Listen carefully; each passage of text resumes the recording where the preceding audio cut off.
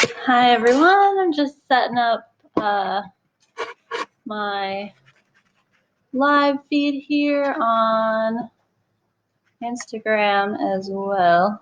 It's a balancing act. Give me just a sec.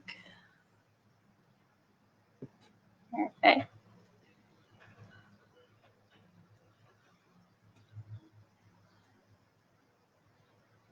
All right, hello everyone. I'll just give everyone a minute to log in here. Make sure that's going. Hi. We got a couple people on, just waiting for a few more.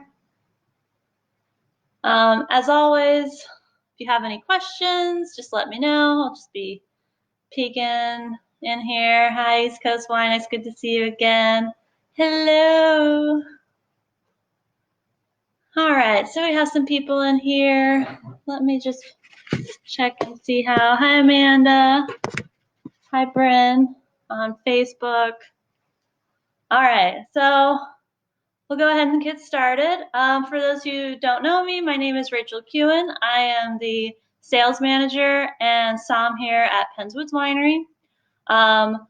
So every week we do a weekly live tasting. So the way this works, and forgive me if you've heard this before. So every Sunday we announce our 10% off current wine of the week, and then every Wednesday at 4, I do a live tasting to talk about a little bit about this wine and answer some questions you may have, and just kind of like do a fun little thing and go for it. Just a few things coming up this week. On Friday, I'm actually doing a live happy hour at 5 with Good Chocolate. She is a local chocolatier out of Philadelphia, makes beautiful custom bonbons, just the most gorgeous things you've ever seen. If you haven't checked her out, you can follow her at Good Chocolate. We're going to be talking about wine and chocolate pairings and a little bit about her process and kind of what goes into all that. I'm super excited about it. We're actually doing a special Mother's Day package where you can get flowers, chocolates, caramels for pickup or delivery for your special mama or special someone for next weekend. So make sure you get in your orders by Wednesday. I'll be chatting with her on Friday. And then also on Sunday, we're doing a live collaborative tasting with Panorama Wine Bar. I'll be chatting with their sommelier, William Eckelson. He is fabulous wine and wine brain there. He manages one of the largest wine portfolios in the country, and we'll be tasting and chatting about a few wines together, so be sure you tune in for that as well. Anyway, enough for the housekeeping. So today we are talking a little bit about our beautiful hybrid Traminette. So it's kind of like a back-to-back hybrid week. We talked a little bit about Chambourcin, our other hybrid we do. So we do 2 of all the wines we make, and Traminette is the other one. So it is a French-American hybrid. It is a hybrid of Johann Sauv 23.416. So if you were tuning in last week, you know that there's over 16,000 different hybrids of Johann Sauv. And this is one of the Johann Sauv hybrids. Very, very elegant, very refined acidity on this hybrid. And it is a cross between that and Gewürztraminer. It was created by Herb Barrett in 1965 at the University of Illinois. So his original goal wasn't to make a wine grape. He actually wanted to make a more larger clustered table grape that tasted like Gewürztraminer. So he made it. He sent it to the New York State Agricultural Experiment Station at Cornell for them to develop the vine, and they planted that in 1968. It took about a few years to observe fruit. In 1971, they discovered that, wow, Traminette is not just something that can be for table grapes. It actually has great resistance to several fungal diseases, which we'll get into later, but great productivity and nice complexity of flavor. So in 1974, they started propagating it, and now you'll see it all around the eastern seaboard from New York down to North Carolina, Ohio as well, and is actually the official wine of the state of Indiana. So Traminette, born in the 60s, and so relatively newcomer on the wine scene compared to some of the wines we've talked about these last few weeks, but beautiful, high quality hybrid, very resilient, and produces extremely drinkable wines. And year after year, actually, Traminette is one of our most popular wines. Gosh, I think we definitely sell out early every year, so can't ever make enough Traminette. A little bit about Traminette in the vineyard. So we have a very small crop here at our home vineyard in Chadds Ford. So we do supplement from other local vineyards, but still 100% PA grown. We first planted it here at our home vineyard in Chadds Ford in 2010. It likes loamy, sandy soils. We've talked about it a little bit already, but very vigorous, productive grape with moderately loose clusters. And when I say vigorous and productive, I mean, really, really vigorous. So it averages anywhere from 5 to over 7 tons per acre, which we talked about our Pinot Noir harvest a couple of weeks ago. I mean, we get like a half ton per acre of Pinot Noir and about 2.5 acres of Cab. So to get 5 to 7 tons per acre, depending on the year of Traminette, I mean, you're definitely getting a lot of bang for your buck with this guy. The buds are quite hardy in general, but they also tend to bud a little bit later than other varietals, about 1 to 2 weeks later. So if you have an early frost, that definitely protects them from the spring frost damage. Because it is a more vigorous grape, the excess vigor can lead to a really flowing canopy. So definitely need to work on canopy management. If the fruit gets too much shade, it can lead to poor fruit quality, and you won't be able to develop those beautiful monoterpenes, which really contribute to that important aromatic flavor, which Gewürztraminer and its baby Traminette is subsequently known for. And you can definitely tell when the fruit hasn't had the adequate amount of sun exposure. The flavor profile is like night and day.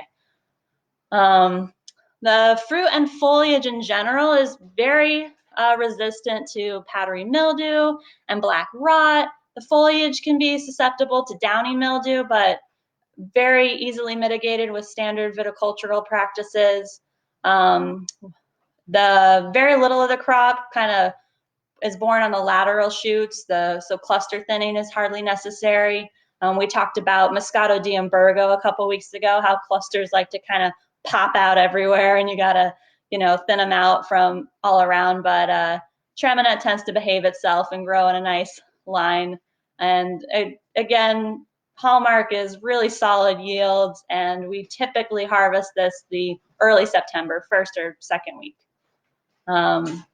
Like its parent varietal, Gewürztraminer, it exudes spice and aromatics. You'll get ginger, jasmine, sometimes black pepper, and a little bit of cinnamon.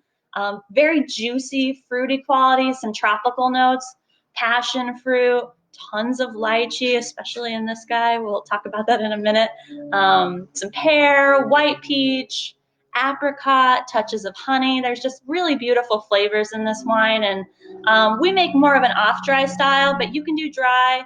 I've seen sparkling and actually some really nice ice wines or botrytis styles that really show nice viscosity and a great concentration of flavor. So it really is kind of an all-around everyman grape. It can do it all. But I really think it shines in a more off-dry style where you have that hint of residual sugar. It differs a little bit from Gewürztraminer in the structure and the mouthfeel. The Gewürztraminer tends to have a little more body, a little more viscosity, a little bit lower acidity. Traminette isn't quite as zippy on the spice, and it doesn't have that kind of phenolic bitterness on the finish. So it's actually kind of like Gewürztraminer light, a little bit lighter body, a little bit brighter acidity, a little bit softer touches of spice and flavor, which I think makes for a really well-balanced wine. And Gino always says that Traminette just gives you everything beautiful about Gewürztraminer with the aromatics and the flavor, but the Johann Sav in the hybrid gives it that touch of elegance, that nice lighter body, that really beautiful acidity. And it's drinkable now, definitely, but it actually ages extremely well. 3 to 4 years, and the body kind of rounds out, the acidity softens, some of those fruit flavors just really kind of a little more from like fresh apricot to like, you know, a dried apricot, and really nice to kind of see the changes over the years in this wine as well. A little bit about our Traminette in particular. So this is the Traminette 2019. This vintage, as we've talked about before, we tasted the 2019s from for the Moscatos, and just an outstanding vintage for us. This is probably, this is definitely the best Traminette I've ever had. We harvested this the 12th of September, 2019, made just 310 cases. It's 10% ABV, about 3% residual sugar, so 25, 30 grams per liter. Just a hint of sweetness. And again, so aromatic. This wine is beautiful. If you haven't tried it, if you haven't smelled it, oh my God. This is like honeysuckle blossom, lychee all day long. Like, oh my God. And it has this soft touch of sweetness in the beginning, but it doesn't pervade throughout the palate. It has this lovely effervescence that kind of breaks it up. Nice balanced acidity all the way throughout. You'll get some honeydew notes, some white peach, some grapefruit. And again, just that, a little bit of like overripe pear in there, and just a very, very pretty wine. I mean, if you like Gewürztraminer, you'll love Traminette. If you like Riesling, you'll love Traminette. This is definitely all up in your wheelhouse, and definitely one to explore. As far as pairing goes, the brighter acidity in this one makes it a very food-friendly wine. This is another one that whenever we do pairings here at the winery, we always want to include Traminette, because that hint of that just touch of sweetness really balances a lot of more exotic flavors. Anything with spice, these spicy Thai, curry dishes. I really like Ethiopian food with this, would just be fabulous. There's this little place I used to go to in Denver, Queen of Sheba on Colfax, if you're ever there. It's delicious. They have this spiced lamb that would go just amazing with this Traminette. Cajun shrimp, some salmon with chili and ginger. Again, like Asian-esque cuisine, even Mexican food. This is spicy salsa would do so well. Really fruit-centric desserts does well with Traminette. And actually, I'm really excited. Again, on Friday, I'm going to chat with the lady Lisa from Good Chocolate, and she made this bonbon for us this year for our wine and chocolate pairing in February. It was a white chocolate with a passion fruit center, and we paired that with our Traminette, and it was a firecracker of flavor in your mouth. So oh my God. If you were here for that and you had it, it was just an amazing combination. And we're super excited to chat with her and have her flavors in here again. As far as cheeses go, strong, firm cheeses, Manchego, cheddar, Gruyere. I like to be a little more adventurous with the pairing too. And this week we paired it with the Hill Acres Pride horseradish cheddar. And this is exactly what I mean. Like a cheese like this, cheddar goes so well with Traminette, and a cheese with a nice zippy bite to it with that horseradish and the Traminette pairs so wonderfully together. It's a really cool pairing to experience. And this cheese, this is from Lancaster County, 100% Jersey milk, aged for 60 days, handmade in small batches, and just delicious. And Hill Acres Pride, they're local farmers, and they do meats, cheeses, eggs, and they, if you want to go on their website, you can order some groceries from them too. Support local. If you can't get to your grocery store and get some of the things you need, they definitely have it out there. So just in conclusion, Traminette just produces a wine of distinctive character and outstanding quality, and I kind of like to call it like it's a gateway wine. You know, people who maybe drink sweeter wine kind of want to tiptoe into some drier styles. Traminette is definitely the way to go. Or vice versa, you're like, oh man, like I only drink dry wine. Traminette will surprise you.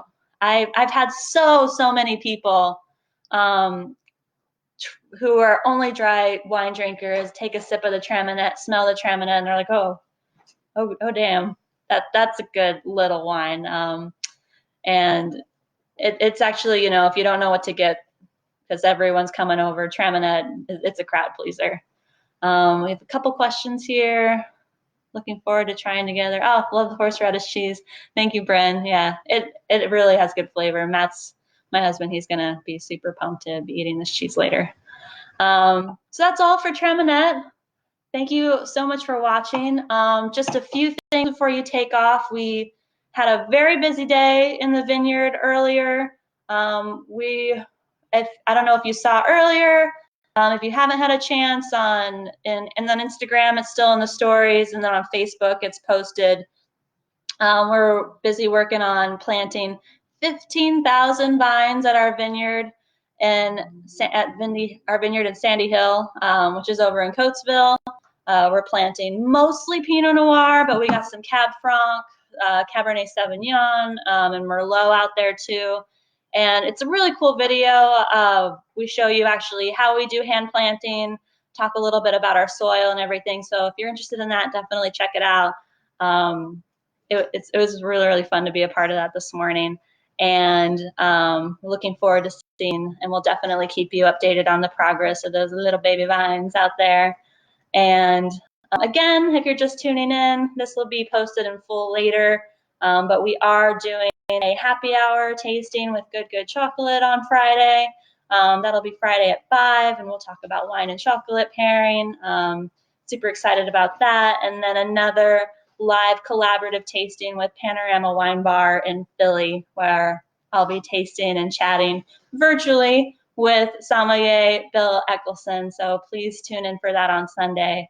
Yeah, so thank you so much for watching. If you have any questions, please direct message. I'm always happy to chat with you about wine anytime. So thank you so much for tuning in. I'm just gonna close out here, and I'll see you guys on Friday. Bye. Let's see.